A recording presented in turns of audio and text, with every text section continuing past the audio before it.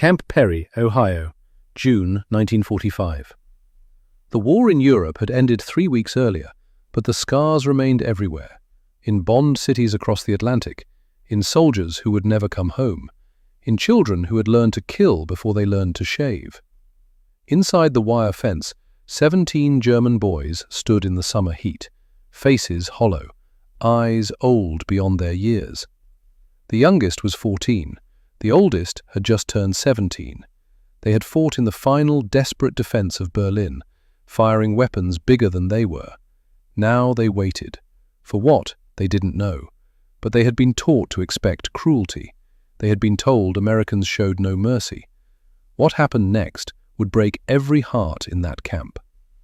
April 28, 1945, South Berlin, 9 days before Germany's surrender. The cellar smelled of cordite and fear. Klaus Reinhardt pressed his back against cold stone, the Panzerfaust anti-tank weapon heavy across his thin legs.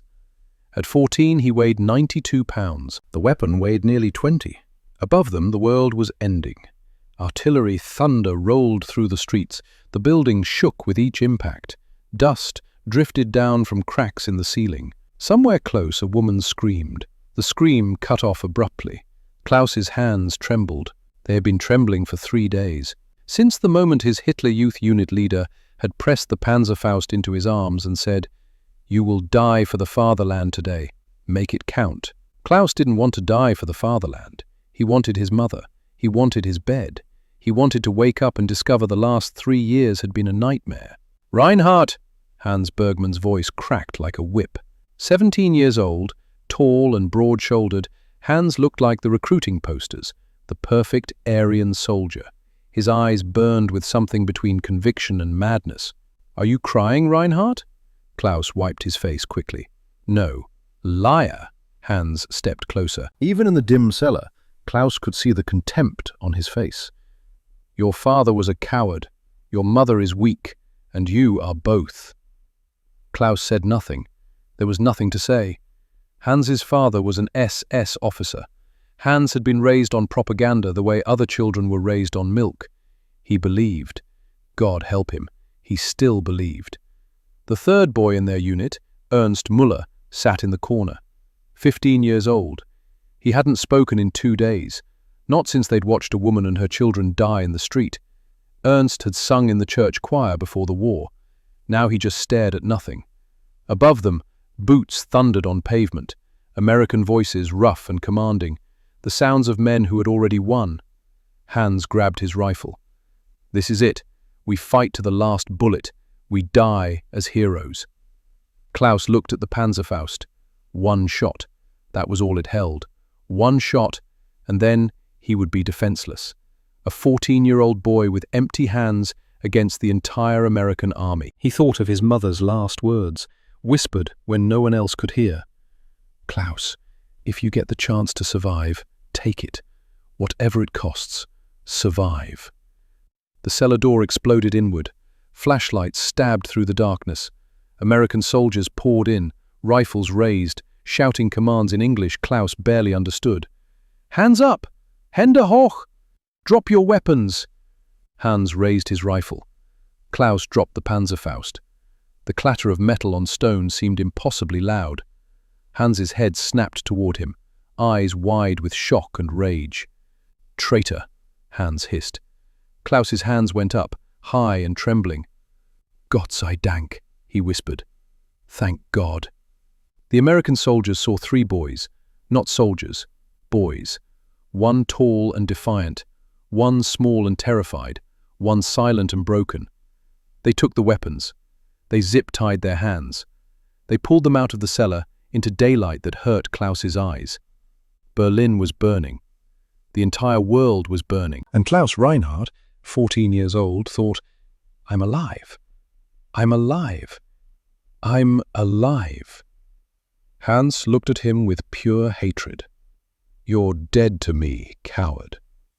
Klaus didn't care. He was breathing. That was enough. May 1945, Atlantic Ocean, cargo ship bound for America. The hold was dark and cramped, designed for equipment, not people. 17 German boys sat on metal benches, the ship rolling beneath them. They'd been at sea for 8 days, 12 more to go. Klaus hadn't spoken since Berlin, not one word. He ate the food they gave him. He slept when exhaustion overcame fear. But he didn't speak. Hans had noticed. "Still nothing to say, Reinhardt?" Hans sat across from him, arms crossed. Despite being a prisoner, Hans held himself like a soldier, proud, unbending. "Good. I don't want to hear your coward's voice anyway." The other boys watched, some with sympathy, some with calculation. They were all trying to figure out where they stood in this new hierarchy. Hans was establishing himself as leader, even here. Ernst sat beside Klaus, silent as always. 2 broken boys, side by side. The whole door opened. An American soldier descended the stairs, carrying a tray of food. Corporal James Fletcher. 23 years old, sandy hair, tired eyes. He'd been assigned to guard these boys because he spoke a little German. Not much. Enough. Fletcher set down the tray. Bread, cheese, water. More food than they'd seen in months. "Eat," he said in English, then repeated in broken German, "Essen." The boys hesitated. Hans stood up. "It's poison. They're softening us before the real torture begins. Don't touch it." But hunger has its own logic. One boy reached for bread, then another. Within moments, all of them were eating except Hans, who watched with disgust. Klaus took bread with shaking hands. It was soft, real bread, not the sawdust mixture they'd had in Berlin. He ate slowly, savoring every bite, tears running down his face. Fletcher noticed. He crouched in front of Klaus, concerned. "How old?" Fletcher asked, holding up fingers. Klaus stared at him. This enemy soldier, this American who was supposed to be a monster. Fletcher tried again. "Wie alt?" Klaus raised 14 fingers. Fletcher's face changed. Something passed across it, quick and painful. He pulled out his wallet, showed Klaus a photograph. A young boy, maybe 13 or 14, holding a baseball bat and grinning at the camera. "My brother," Fletcher said slowly. "David, 14. Klaus looked at the photo. The boy looked happy, safe, like children were supposed to look. Fletcher's voice softened. "The war is over. You're going to be okay." Klaus didn't believe him, but he wanted to. God, he wanted to. Later that night, Klaus woke to pain. Hans stood over him, fist clenched. Klaus had been too slow sitting up for morning head count. Hans had decided that required correction. "You make us all look weak," Hans whispered, hitting Klaus again. "Crying over bread, looking at enemy pictures. You're pathetic." Klaus curled into a ball, protecting his stomach. He didn't fight back. What was the point? The door opened. Fletcher appeared, taking in the scene instantly. "Hey!" Fletcher grabbed Hans, pulled him back. "No, 9, stop!" Hans spat German words too fast for Fletcher to follow, but the contempt needed no translation. Fletcher separated them. He moved Klaus to a different bench, away from Hans. He brought a wet cloth for Klaus's bleeding lip. "You're safe now," Fletcher said, though Klaus didn't understand the words. But he understood the tone, protection, the kind of voice fathers used. Fletcher sat with Klaus until he fell asleep again. Across the hold, Hans watched and seethed. Early June, 1945. Camp Perry, Ohio. Klaus had never seen so much green. Germany was rubble and ash, but Ohio in early summer was impossibly alive. Trees heavy with leaves, grass that looked soft enough to sleep on, birds that sang like they'd never heard of war. The truck carrying 17 German boys rolled through the gates of Camp Perry, a prisoner of war facility on the shore of Lake Erie. Clean wooden barracks. Fences, yes, but no barbed wire. Guards, but they weren't pointing guns. Klaus sat in the truck bed, watching this strange new world. He still hadn't spoken, not one word since Berlin. The truck stopped. An officer approached, tall, grey-haired, stern-faced. Colonel Robert Hayes. He looked at the boys the way a man might look at a problem he didn't ask for, but had to solve anyway. "Welcome to Camp Perry," Hayes said through a translator. You will be housed in Barracks 7. You will be given 3 meals a day, clean clothes, and medical attention. You will work light duties around the facility. You will attend educational classes. You will be treated fairly. Hans stood up in the truck bed. We are soldiers of Germany. We do not recognize this defeat. The translator hesitated before translating. Hayes's expression didn't change. You are children, Hayes said quietly. Whether you recognize that or not is up to you. They were processed through intake. Medical examinations revealed malnutrition in all 17.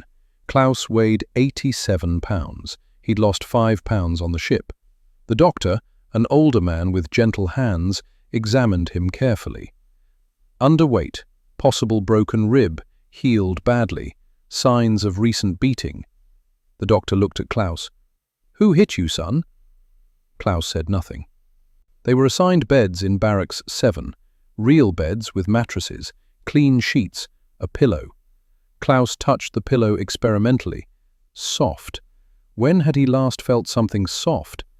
That first night, lying in an actual bed in America, Klaus cried silently into that pillow. Not from pain, from the sheer impossibility of kindness. The next morning they were given breakfast. Eggs, bacon, toast, milk, real milk, cold and sweet. Hans ate nothing. It's a trap, psychological warfare. They feed us well, then take it away, make us weak, make us grateful. Then they break us. Some boys believed him, others were too hungry to care.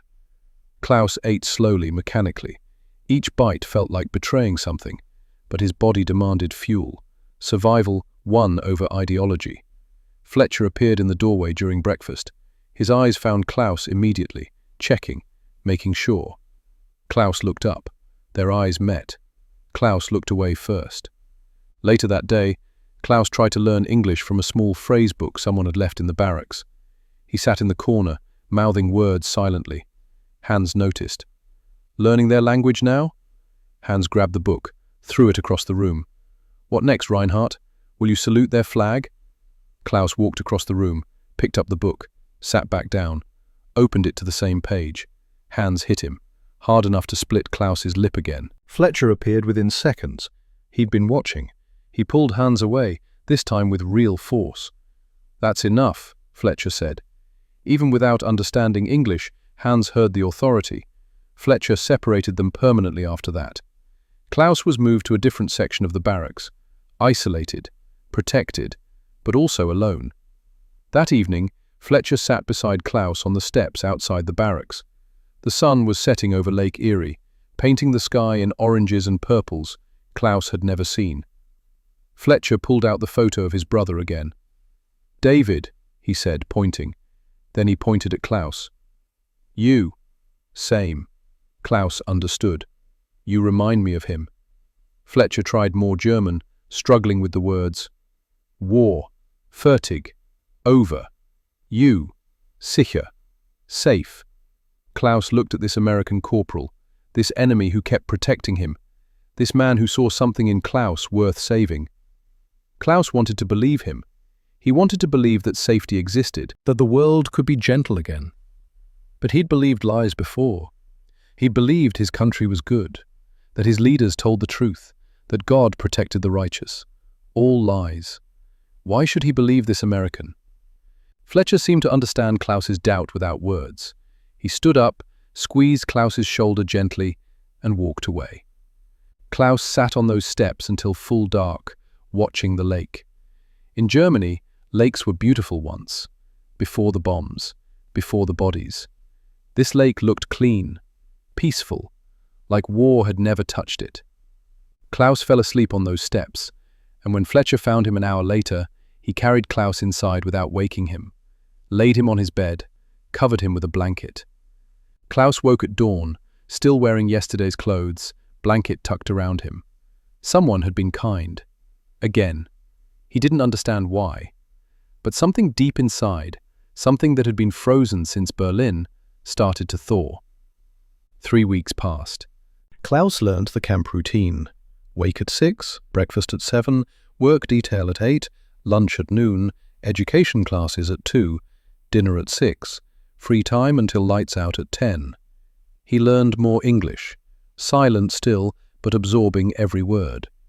He learned that American guards didn't hit prisoners, that food came reliably 3 times a day, that the doctor treated injuries without asking who caused them. He learned that some boys were starting to relax, starting to trust. Hans was not one of them. "They're playing the long game," Hans told the others, "being kind now, waiting for us to let our guard down, then the real punishment begins." Klaus didn't know what to believe anymore. Then Major Margaret Caldwell arrived. She was 38, sharp-eyed, with the bearing of someone who saw through pretenses. A psychologist assigned to assess the mental state of these boy prisoners. She interviewed each one. When she got to Klaus, she sat across from him in a small office, just the 2 of them and a translator. "Hello, Klaus," she said gently. "I hear you haven't spoken since Berlin." Klaus looked at his hands. "That's all right. You don't have to speak now." She paused. "But I want you to know something. What happened to you wasn't your fault. You were a child when this war started. Adults made terrible decisions. Then they handed you a weapon and told you to fix their mistakes with violence." Klaus's throat tightened. "I'm going to try to help you," Caldwell continued. "All of you. I'm going to try to give you one moment where you can be children again. Not soldiers, not prisoners, just children." She showed him a photo then, not of death camps, not of destruction, just a simple image of a boy eating ice cream, smiling at the camera. "Do you remember being happy?" Caldwell asked. Klaus's vision blurred. He shook his head. No, he didn't remember. It had been too long. "Then we'll remind you," Caldwell said. She interviewed Hans next. She showed him photos from Dachau, Bergen-Belsen, Treblinka, the evidence of what Germany had done. Hans looked at them. His face went pale, then red, then pale again. "Lügen," he whispered. "Lies. American propaganda." "No," Caldwell said quietly. "These are real. Your father knew about them. Maybe he even participated. You need to understand what you were fighting for." "Shut up!" Hans stood up, shaking. "My father was a hero. He served the fatherland." "Your father served evil," Caldwell said. "Not cruel, just factual. And you were too young to know the difference." Hans stormed out. That night, Ernst found Hans in the latrine, hunched over a sink, crying. Silent, wrenching sobs. Ernst stood in the doorway watching, then quietly backed away. He never told anyone what he saw, but something shifted in the barracks that night. The walls Hans had built were starting to crack, and Klaus, lying in his bed across the room, stared at the ceiling and wondered, if Hans's certainty could break, what else might be possible? 3 days later, Major Caldwell approached Colonel Hayes with a proposal that sounded simple, but carried layers of psychological strategy. "Ice cream," she said. Hayes looked up from his paperwork. "Excuse me? These boys have been living in deprivation for years. They've been taught to expect cruelty from Americans. They're holding on to their defenses because that's all they have left. What if we gave them something purely good? No strings attached, no ulterior motive, just kindness." "Ice cream," Hayes repeated, understanding dawning. "It's innocent. It's American. It's something they've probably never experienced. It's not military, not political, not propaganda. It's just sweet, cold, good." Hayes considered this. The camp had a commissary. Ice cream was certainly possible. "And you think this will accomplish what, exactly?" Caldwell leaned forward. "I think it might let them be children again, just for a moment, and that moment might be the crack that lets everything else through, the recognition that they were used, that the propaganda was lies, that there's a different way to exist in the world." Hayes approved the request. Fletcher, when told about the plan, volunteered immediately. "I'll get it. I'll bring it to them." 2 days later, on a Thursday afternoon in mid-June, when the temperature hit 95 degrees and the air hung thick and heavy, a truck arrived at Camp Perry carrying supplies from town, including 10 gallons of vanilla ice cream packed in ice. The boys had finished their work assignments. They were in the recreation yard, a fenced area with benches and a few tables, where they could spend free time during the hottest part of the day. Fletcher and 3 other guards carried the ice cream containers out, along with paper cups and wooden spoons. The 17 boys watched with confused suspicion. Colonel Hayes was there, Major Caldwell, several other officers, all watching. Through the translator, Hayes addressed the assembled boys. "We thought you might like something cold on a hot day. This is ice cream, a frozen dessert. It's sweet, it's cold, and it's yours. No work required, no conditions attached, just something we thought you'd enjoy." The boys looked at each other, uncertain, afraid. Was this a test? A trick? 3 weeks at Camp Perry had shown them fairness, but years of propaganda had taught them to expect cruelty.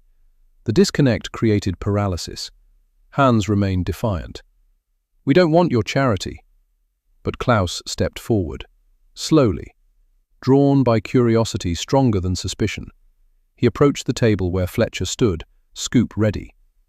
Up close, Klaus could see the ice cream, white, cold, releasing vapor in the warm air. He'd never seen anything like it. Fletcher scooped ice cream into a paper cup, handed it to Klaus, showed him the wooden spoon.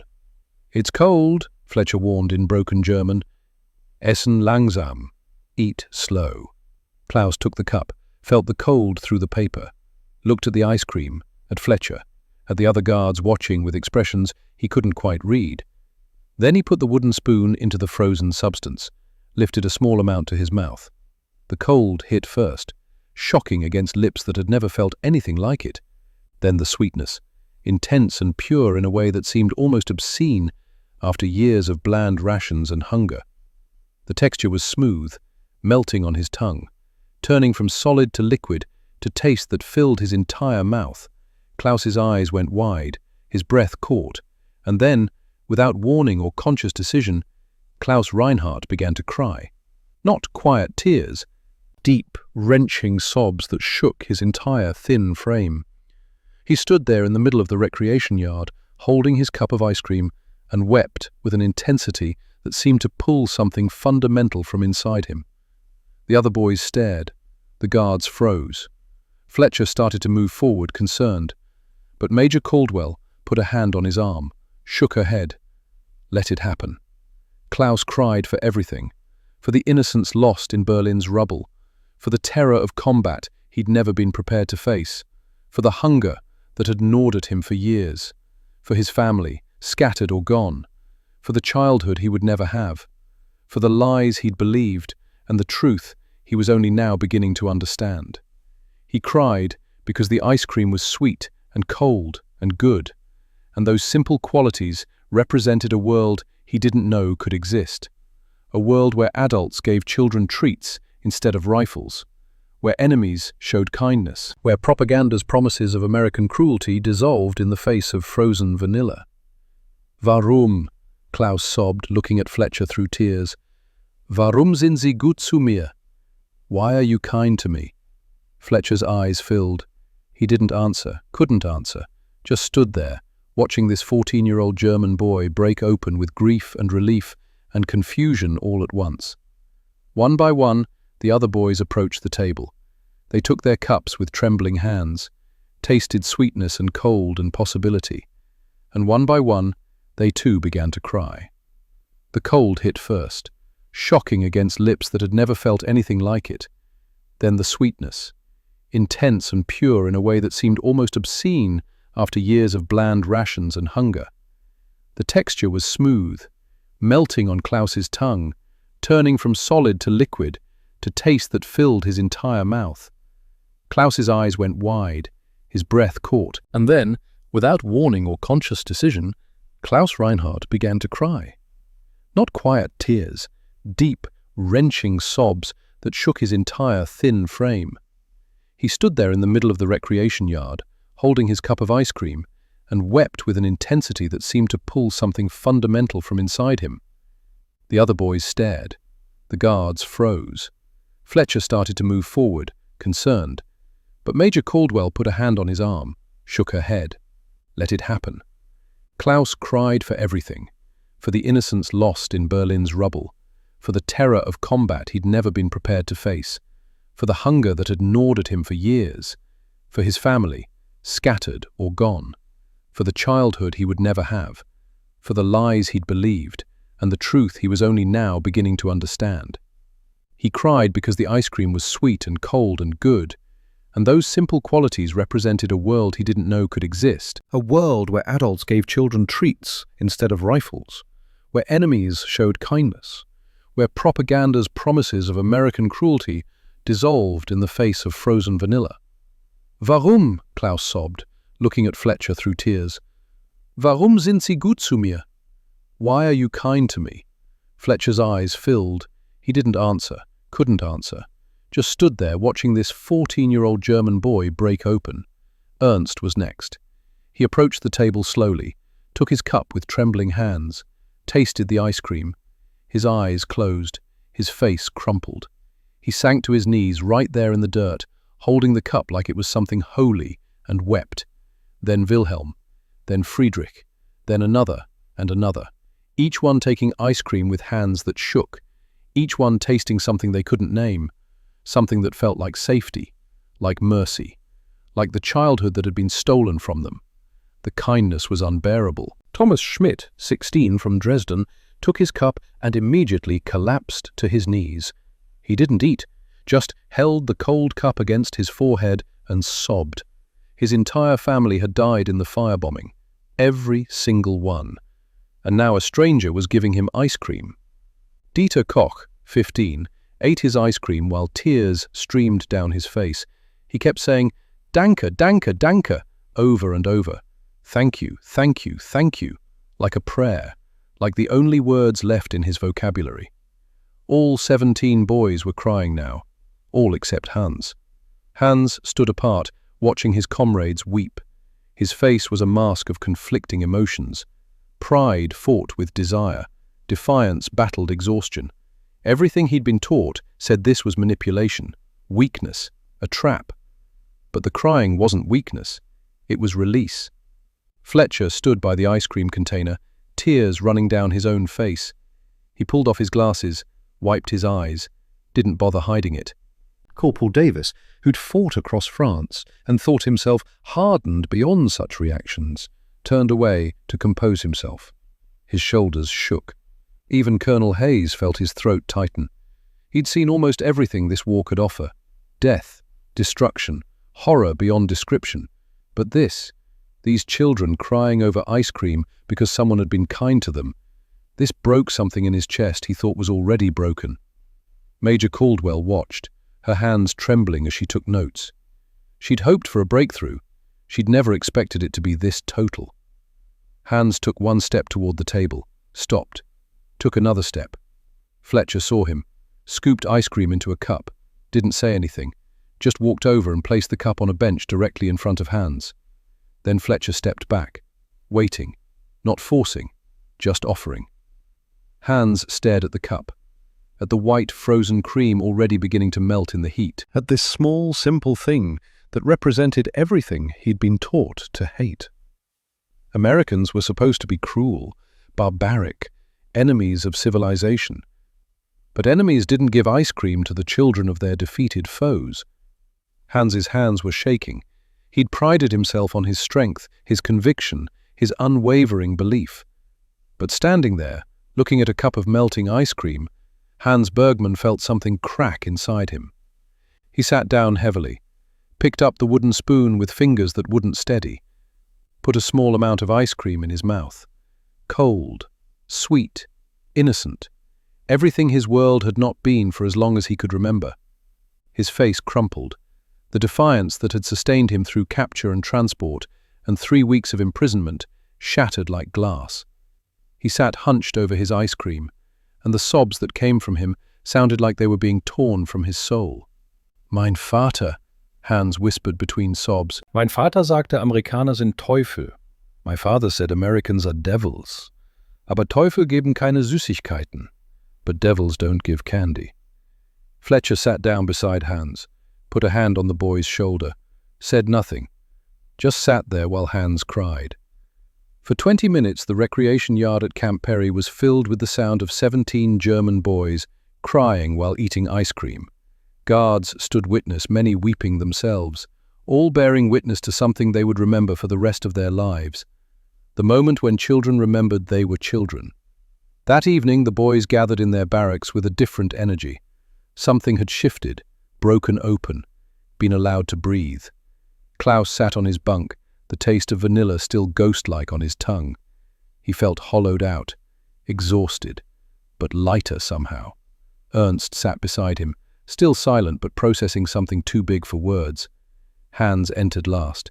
His eyes were red. He looked smaller somehow. He sat on his bunk, staring at his hands. Klaus found his voice. The first words he'd spoken since Berlin, over 6 weeks ago. Rough, unused, barely above a whisper. Warum haben Sie das getan? Why did they do that? The room went silent. Klaus had spoken. Hans looked up. No anger now, just confusion. Ich weiß es nicht. I don't know. Ernst spoke as well, his voice soft, musical. Vielleicht war die Propaganda falsch. Maybe the propaganda was wrong. Über Amerikaner, Ernst continued. Vielleicht war sie über viele Dinge falsch. About Americans. Maybe it was wrong about many things. They talked late into the night, processing what had happened. The ice cream had done what months of re-education could never accomplish. It had reached past their defenses to the humans underneath. Fletcher stopped by during evening rounds with the translator. The boys had questions. Why did the guards give them ice cream? Was it normal in America? Did American children eat it often? Fletcher answered honestly. Ice cream was common in America, a treat but not a rarity. American children ate it regularly, especially in summer. We wanted to give you one moment where you could be children again, Fletcher said through the translator. Not soldiers, not prisoners, just children. Klaus spoke in halting English. Thank you for seeing us, not as enemy, as boys. Fletcher's throat tightened. That's what you are, just boys who deserved better. The days following the ice cream saw changes ripple through Barracks 7. The boys engaged with their English lessons, asked questions about American history, showed curiosity about this country that held them captive. The defensive walls began softening. Hans, who had been the most defiant, became the most engaged in learning. He asked Fletcher to recommend books about democratic government, books to help him understand how the regime had manipulated his beliefs. The unlearning was painful. He had to confront his own complicity, his willing acceptance of propaganda, his enthusiasm for a cause that had led to such destruction. One afternoon, Hans approached Major Caldwell. How do I forgive myself for believing? Caldwell considered this carefully. You were taught those beliefs by people in authority, people you had every reason to trust. Children believe what they're taught. The question isn't how you forgive yourself for believing then. The question is what you choose to believe now that you know the truth. Hans looked at his hands. I believed we were superior. I believed we had the right to conquer others. I believed terrible things about people who were just people. Yes, Caldwell acknowledged. And now you're learning differently. That learning, that willingness to change, that matters. You can't undo what you believed before, but you can become someone different going forward. Hans nodded slowly. The weight of it was crushing, but also strangely freeing. He wasn't doomed to be who he'd been. Klaus found his voice during these weeks. His English improved rapidly. He began speaking more, in both German and his new language. He wrote letters to the Red Cross, trying to locate his family. Short letters, carefully worded, not knowing if they would ever reach anyone. He attended every educational session offered, hungry for knowledge that wasn't filtered through propaganda's distortions. He also formed a deepening bond with Fletcher. The guard and the prisoner would sit together during recreation time, Fletcher teaching Klaus American phrases, Klaus teaching Fletcher more German. They talked about their lives before the war, about their families, about what they hoped would come after. Will you hate Germans forever? Klaus asked one day. Fletcher thought about this. I don't think I ever hated Germans. I hated what the regime did, the decisions its leaders made, the war they started. But individual people? No. How could I hate you? You're just a kid who got caught up in something terrible. Many Germans did terrible things, Klaus said quietly. Yes, Fletcher agreed, and those people will have to answer for that. But you? Klaus, you were 14 when this ended. 14. You deserve a chance to grow up into someone good. Klaus looked at the lake. I want to be good. I don't know how anymore. You start by making the next right choice, Fletcher said. Then the next one after that. Eventually, those choices become who you are. It was the kind of wisdom Klaus's father might have shared. Fletcher was becoming something like a father to him. Klaus knew it. Fletcher knew it. Neither of them spoke it aloud, but it was there. 3 weeks after the ice cream, letters began arriving from Germany. Klaus received word on a Tuesday afternoon. A Red Cross worker handed him an envelope with his mother's handwriting. His hands shook as he opened it. Mein liebster Klaus, we are alive. Your sister Anna and I are in Bavaria, living with your uncle's family. The house in Berlin is gone. Everything is gone. But we are alive. Your father is still missing. The Red Cross says most men from his unit died in the retreat from Russia. I don't think he's coming home, Klaus. But you are alive. You are in America. You are safe. Come home when they let you. Come home and we will figure out what comes next. Together. Your mother loves you. Mama. Klaus read it 3 times. His mother was alive. His sister was alive. His father was gone. Relief and grief washed over him in equal measure. He sat in the administrative office, staring at the thin paper, processing everything he'd lost and everything he still had. That evening he wrote back, Liebe Mama, I am in a place called Camp Perry in Ohio. It is by a large lake that looks peaceful. They treat us well here. I am learning English. I am learning about democracy. I am learning that much of what we were taught was not true. I met an American soldier named Corporal Fletcher. He has been kind to me. He gave me ice cream. I cried when I tasted it, because I had forgotten kindness existed. I am changing, Mama. When I come home, I will be different than when you last saw me. I hope you can accept who I am becoming. I love you and Anna. Your son, Klaus. Ernst received a letter too, but his was different. His entire family was dead. Mother, father, 2 younger sisters, all killed in the Hamburg firebombing of 1943. For 2 years, Ernst had held on to hope. Now he knew. He was alone. Klaus saw his face and knew immediately. Went to him, put an arm around his shoulders. Ernst stood there, letting Klaus hold him, and the last thread of connection to who he'd been before the war severed. I have no one, Ernst whispered. You have us, Klaus said. We're your brothers now. That night, Ernst sat at the barracks piano. He hadn't touched it since arriving, hadn't felt music inside him, but now his fingers found the keys. He played a German folk song about spring, about renewal, about flowers growing from winter ground, a song his mother used to sing. One by one, the other boys gathered around. They began to sing, softly at first, then stronger. Klaus sang, Hans sang, all 17 of them, singing together. Fletcher, making his evening rounds, stopped outside to listen. The sound of German boys singing a peaceful song while held prisoner in America created a strange, beautiful moment. It felt like the war was finally ending, not just officially, but emotionally, psychologically, in the hearts of boys learning to be something other than soldiers. As June turned to July, the education program intensified. Professor Heinrich Adler taught them with unflinching honesty, a German Jew who had fled in 1936.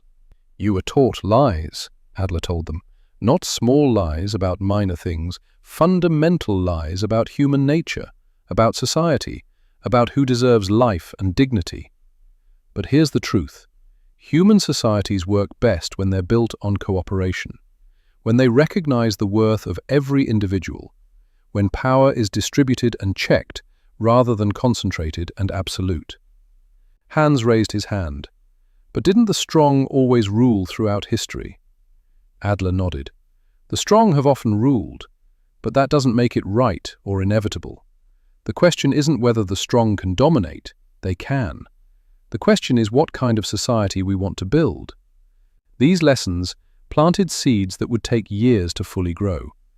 but the boys were receptive in ways they never could have been before the ice cream. Klaus took notes meticulously. Every word Adler said, Klaus wrote down. He was already thinking about the future, about what he would do when he went home. A teacher, he thought. Someone who helps children learn to think, to question. He didn't say this aloud yet, but the idea took root. In mid-July, the guards organized a baseball game.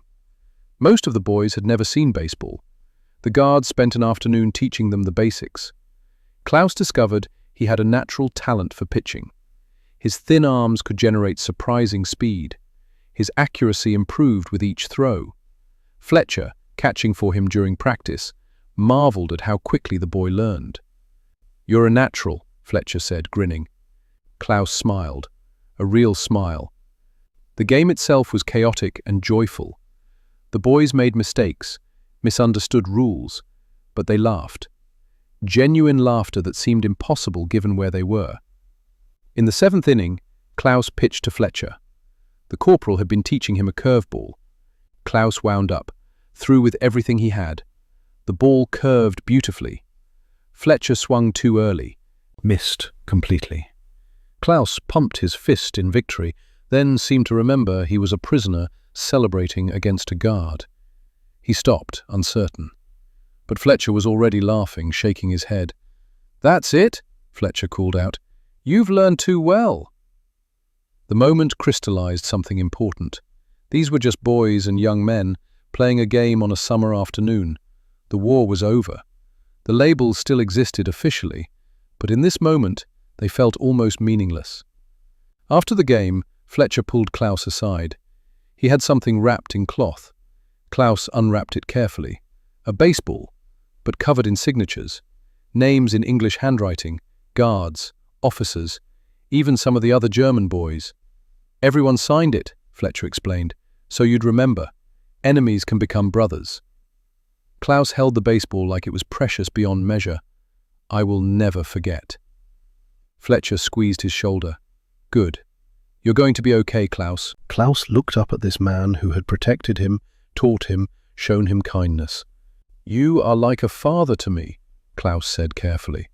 Fletcher's eyes filled. He pulled Klaus into a hug, and Klaus hugged back. And for a moment, on a baseball field in Ohio, they were just a man and a boy who cared about each other. That was enough. 70 years later, summer 2015, a cemetery in Ohio.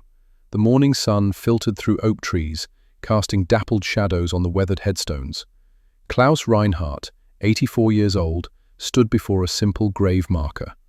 Corporal James Fletcher, 1922 to 2010. He saw children, not enemies. Klaus's hand trembled as he placed a cup of vanilla ice cream on the grass before the stone. The cup was already melting in the summer heat, just as it had 70 years ago. His grandson stood beside him, 12 years old, the same age Klaus had been when he'd first held a rifle. "Grandpa," the boy said quietly, "tell me again about the ice cream." Klaus looked at the grave, at the man who had saved him with sweetness and kindness. Then he began. "Let me tell you how we got here. August 1945, Camp Perry, the classroom. The projector clicked on. Black and white images flickered across the white wall. Professor Adler stood to the side, his face grave.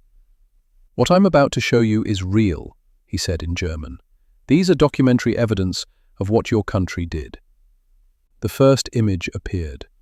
Bodies, piles of them, skeletal, naked, stacked like cordwood. Klaus felt his stomach turn. The images continued. Dachau, Bergen-Belsen, Treblinka, ovens, gas chambers, mountains of shoes, hair harvested from the dead. One boy ran from the room, retching. Another began to sob. Hans sat frozen, face drained of all color. His hands gripped the desk edge so hard, his knuckles went white. "My father," Hans whispered. "Mein Gott, my father knew." Klaus stared at the wall, forcing himself to look, forcing himself to understand. He'd been too young to know the full extent. But ignorance wasn't innocence. His country had done this. When the projector finally clicked off, nobody moved. Adler's voice was quiet but firm. You were children, but you need to know. You need to remember. Because if you forget, if Germany forgets, it will happen again. Friedrich raised a shaking hand. How do we live with this? You live with it by being different, Adler said. You can't change what was done, but you can choose what comes next. That evening Hans approached them. His face was different. The pride, the defiance, the certainty, all gone. I saw one, Hans said quietly. In 1943, I was with my father near Dachau.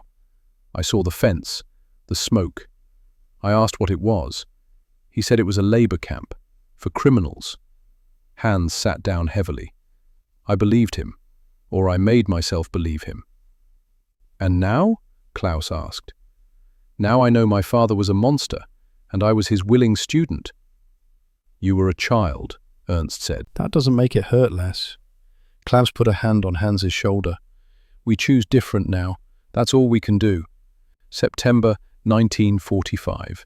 Colonel Hayes taught them about the American Constitution, about checks and balances, about the idea that government existed to serve the people, not the other way around. Klaus listened with fascination. In Germany, questioning the government had been treason. Here, it was a right. Power corrupts, Hayes said. That's why we divide it, each branch checking the others, each serving the people who elected them. Hans took notes furiously, building in his mind a framework for understanding how things could be different. After class, he approached Hayes. Sir, in Germany, after the war, can we build something like this? Hayes looked at this 17-year-old boy who had arrived full of hate and propaganda, now asking about constitutional democracy. I believe you must, Hayes said. And boys like you, boys who learned the hard way, you'll be the ones to do it. Klaus stayed after too. Corporal Fletcher told me he saw Dachau when it was liberated. Hayes nodded. But he doesn't hate me. Why? Hayes considered this. Because Fletcher understands something important. Hate is easy. It feels righteous. But hate turns us into the thing we're fighting against. Fletcher chose something harder. He chose to see you as an individual, a child who'd been used and lied to. Klaus absorbed this. I want to be someone who chooses that too, someone who teaches others to choose that. Then that's who you'll become, Hayes said. Late September, Klaus wrote to his mother. Liebe Mama, they say we will be repatriated soon, perhaps by November. I will come home to you and Anna. But Mama, I am not the boy who left. I understand now what our country did. It's almost too much to bear. But I met people here who showed me that even after terrible evil, goodness still exists. An American soldier named Fletcher protected me, taught me, treated me like a son. When I come home, I want to be a teacher, someone who helps children learn to think, to question, to never follow blindly again. I will see you soon. Your son, Klaus. Hans wrote to his father, imprisoned, awaiting trial for war crimes. Vater, I learned the truth, about the camps, about what you did. I was wrong. You were wrong. Everything we believed was built on lies and death. I'm going to spend my life trying to make it right. I'm going to study law. I'm going to defend the people you helped destroy. You raised me to never quit, so I won't. But I'm using that strength for something different now. Your son, Hans. Ernst wrote to his church priest. Father Bernhard, my family is gone. I am alone. But I found music again here. In this American camp, surrounded by former enemies, I found it again. I'm going to use music to heal, to bring people together. I will see you when I return home. Ernst.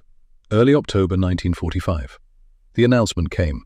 Colonel Hayes gathered the boys in the recreation yard. You're going home, Hayes said. Repatriation begins in 2 weeks. Relief and fear rippled through the group. Home. But home was ruins. Home was hunger. Home was occupation and rebuilding from ashes. Klaus felt his throat tighten. He wanted to see his mother, but he would miss this place. He would miss Fletcher. October 14th, 1945. The night before departure, Fletcher found Klaus sitting on the steps outside the barracks, watching the sun set over Lake Erie. Fletcher sat beside him. For a while, neither spoke. "You'll see your mother soon," Fletcher finally said. "Your sister." Klaus nodded. Tears were already forming. "I don't want to leave you." "Klaus, you have to go home. Your family needs you. Germany needs boys like you." "You saved my life," Klaus said. "Not just from dying, from becoming full of hate." Fletcher's voice was thick. After Dachau, I was so full of anger. I wanted revenge. I wanted to hate every German I saw. But then I met you, this scared kid who just needed someone to be kind. You reminded me what it means to be human. You saved me from becoming what I hated. Klaus pulled out the baseball. He carried it everywhere now. "I will keep this forever. I will show my children, my grandchildren." Fletcher reached into his pocket, pulled out his wallet. From it, he took a photograph. A young boy, 14 years old, holding a baseball bat and grinning. "This is David," Fletcher said. "My brother. He's 14, your age." Klaus looked at the photo. The boy looked happy, safe. Fletcher handed it to Klaus. "Keep this, so you remember. You were somebody's brother, somebody's son. You deserve to be treated that way." Klaus took the photo with shaking hands. "Thank you for everything." They sat together until full dark, watching stars emerge. October 15th, 1945. Departure day. The entire camp turned out. The boys stood in formation, carrying small bags with their possessions.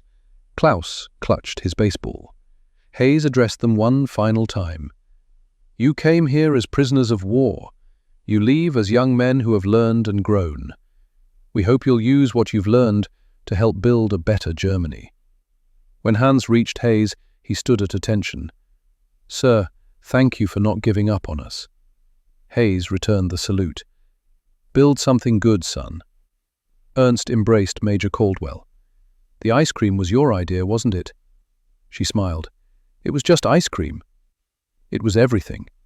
Then Klaus reached Fletcher. They looked at each other. Neither spoke at first. Fletcher pulled Klaus into a tight embrace. Klaus wrapped his arms around this man who had become a father to him, both crying openly. "Be good," Fletcher whispered. "Be the man I know you can be. I will make you proud. You already have." They held each other until it was time to go. The 17 boys climbed into the trucks.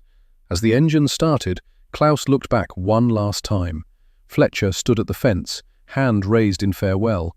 Klaus raised his hand back, clutching the baseball, his face wet with tears.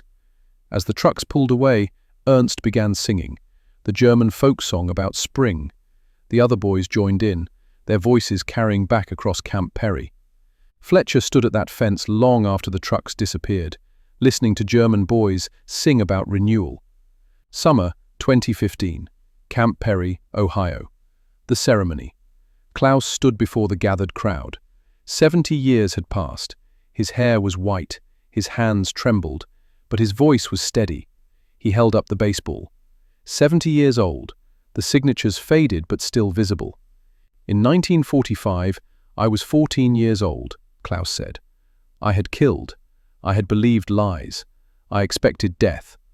Instead, a 23-year-old American corporal named James Fletcher gave me ice cream."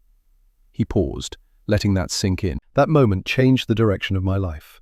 I spent the next 40 years as a teacher in Boston. I taught over 10,000 students, and every year, on the anniversary of that day, I showed them this baseball. I told them the story. His voice grew stronger. I told them about the corporal who saw a child instead of an enemy, who protected me, who taught me that even after humanity's darkest moments, light remains possible.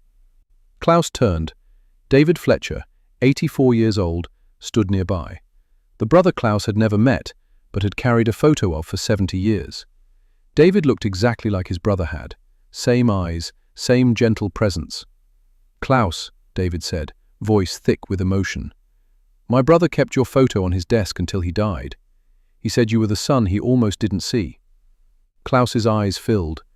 "He was my American father. I never forgot him." They embraced, two old men who'd never met, but were connected by a bond forged 70 years ago. Ernst moved to the piano. He began to play I'll Be Seeing You, the song from the USO concert 70 years ago. Someone brought out containers. Ice cream, vanilla ice cream.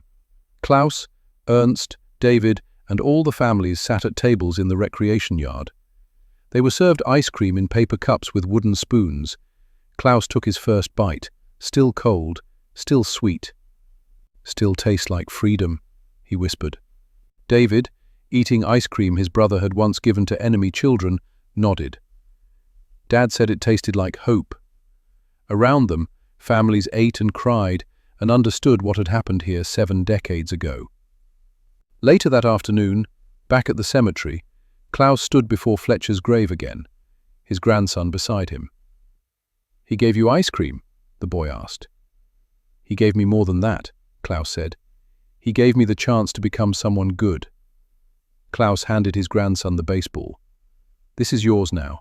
Keep it. Tell your children. Tell them that even after the worst hatred, kindness can win.